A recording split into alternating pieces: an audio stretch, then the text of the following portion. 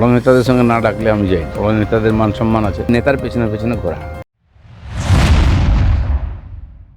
যে মোদি উত্তরবঙ্গে গেছে ফলে আপনি যাবেন না, কিন্তু বড় কোনো নেতা যদি দক্ষিণবঙ্গে আসে আপনি যাবেন। তো আজকে তো অমিত শাহ আসছেন, ওয়েস্টিনে থাকবেন রাত্রিবেলা, আপনি যাবেন? আপনাকে ডেকেছে? না, বড় নেতাদের সঙ্গে না ডাকলে আমি যাই না।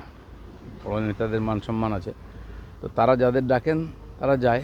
আর আমি প্রয়োজন হলে, আমার প্রয়োজন হয় না কারোর সঙ্গে, আমি তো সংগঠনের কাজ করে নিচে, যখন প্রয়োজন হয় তারাই ডাকেন, আর কি করতে হবে তারা বলেন, সেটা আমরা পালন করি মাত্র।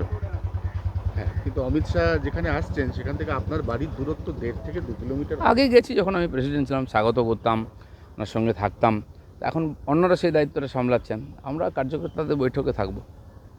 তাহলে কি আবারও অভিমান তো হচ্ছে নিশ্চয়ই কোথাও? না, অভিমানের কী আছে? দেখুন, রাজনীতিতে একটা লোকেদের মধ্যে ট্রেন্ড আছে যে নেতার পেছনে পেছনে ঘোরা, কারণে অকারণে 100-200 লোক দাঁড়িয়ে থাকে সারাদিন, দেখাও করে না, কিছু না।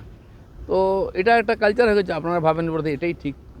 আর আমাদের পার্টিতে যে ডিসিপ্লিন আছে, যে বৈঠকে যে প্রোগ্রামে যেতে বলা হয় কর্মীরা সেখানেই যায়। কোন নেতারা কোথায় থাকবে সেটা পার্টি ঠিক করে, সেটাকে আমরা মেনে চলি, এটাকে আমরা ডিসিপ্লিন বলি। সব খবর সবার আগে পেতে আমাদের চ্যানেলটি সাবস্ক্রাইব করুন এবং পাশে থাকা বেল আইকনটিতে ক্লিক করুন, লাইক ও শেয়ার করুন।